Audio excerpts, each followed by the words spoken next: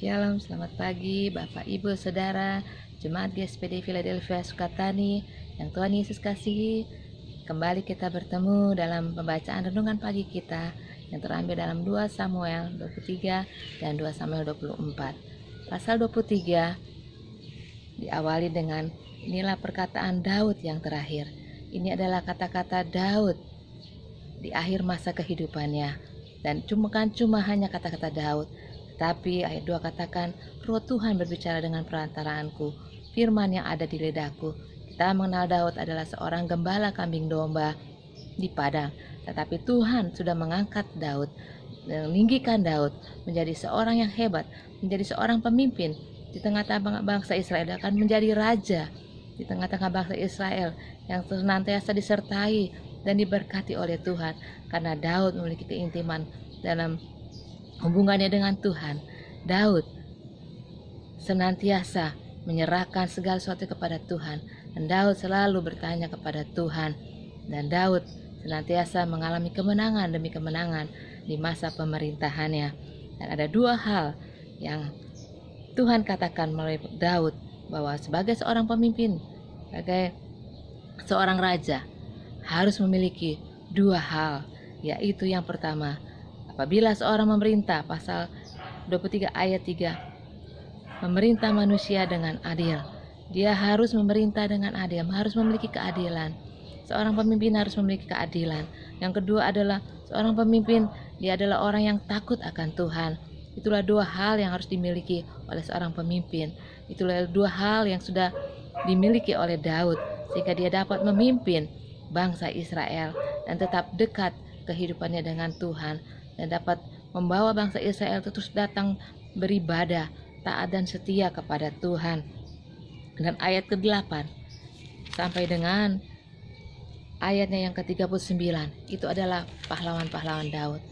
Daud berhasil dalam pemerintahannya. Daud berhasil dalam memerintah bangsa Israel, dalam memimpin bangsa Israel, karena dikelilingi oleh orang-orang yang taat dan setia kepada Daud, orang-orang yang patuh, pahlawan-pahlawan yang gagah perkasa.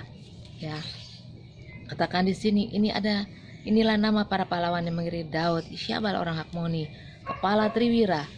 Ia memainkan tombak yang melawan 800 orang yang tertikam mati dalam satu pertempuran. Dan sesudah dia, Eleazar anak Dodo, anak seorang Ahohi, ia termasuk ketiga pahlawan itu. Dan Abisai, adik Yoab anak Zeruya, dialah kepala ke-30 orang itu. Ya, Daud memiliki orang-orang yang setia, orang-orang yang senantiasa menolong dia, orang yang senantiasa mendampingi dia dalam menghadapi musuh-musuh, dalam menghadapi serangan-serangan bangsa Israel. Mereka dapat melawan karena Daud memiliki orang-orang atau pahlawan-pahlawan yang gagah berani, yang takut akan Tuhan, yang taat dan setia kepada Daud.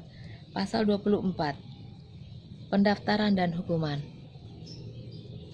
Di pasal ini menceritakan akan satu kesalahan atau dosa yang dilakukan Daud ketika ia mendengarkan bisikan iblis. Ya, kalau kita hubungkan dengan 1 Tawarik 21, ya, di sana Daud terayu oleh bisikan iblis, sehingga Daud melakukan apa yang jahat di mata Tuhan, yaitu dengan menghitung, mensensus rakyatnya, mensensus tentaranya, mensensus pasukannya.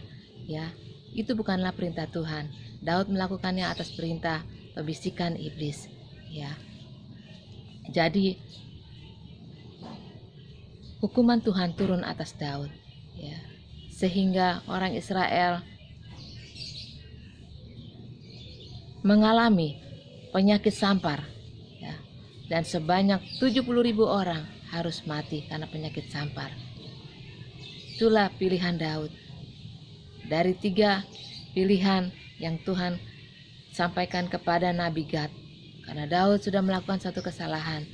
Ya, dengan Daud cepat-cepat bertobat kepada Tuhan, dia mengaku kepada Tuhan.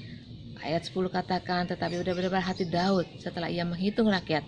Lalu berkatalah Daud kepada Tuhan, aku telah sangat berdosa karena melakukan hal ini. Maka sekarang Tuhan jauhkanlah kiranya kesalahan hamba-Mu, sebab perbuatanku itu sangat bodoh.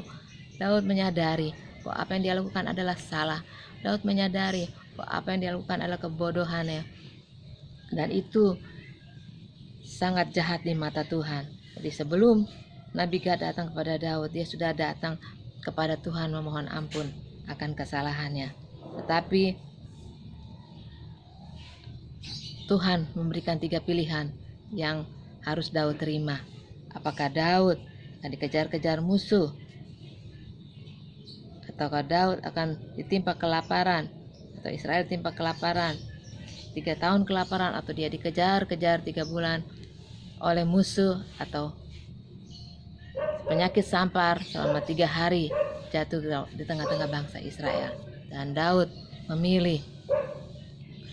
14 katakan, lalu berkata Daud kepada Gad, sangat susah hatiku, biarlah kiranya kita jatuh dalam tangan Tuhan, sebab besar kasih sayangnya, tetapi janganlah aku jatuh ke dalam tangan manusia.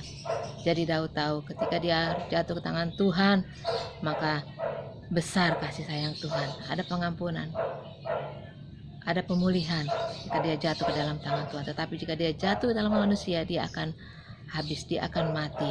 Jadi Tuhan mendatangkan penyakit sampar kepada orang Israel dari pagi hari sampai waktu yang ditetapkan.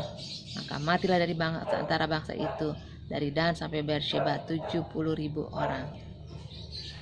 Inilah akibat dosa yang dilakukan Daud ketika dia mensensus rakyatnya, ketika dia mencoba menghitung, ya, bukan karena perintah Tuhan, tapi hanya dari ambisi atau kesombongan dirinya, sehingga Daud harus mengalami hukuman Tuhan. Yang harus dialami adalah bangsa Israel yang harus mengalaminya.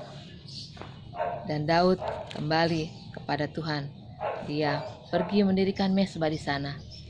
Lalu Daud mendirikan di sana mezbah bagi Tuhan dan mempersembahkan korban bakaran dan korban keselamatan.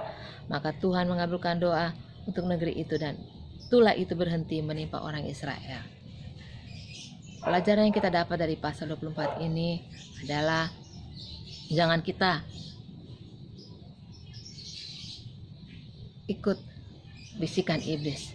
Jangan kita pernah mau, ya, mendengarkan perkataan iblis, tapi kita mau mendengarkan apa kata Tuhan, apa kata firman Tuhan yang mengajarkan kita untuk tetap percaya kepada Tuhan, untuk kita tetap mengikuti setiap perintah-perintahnya.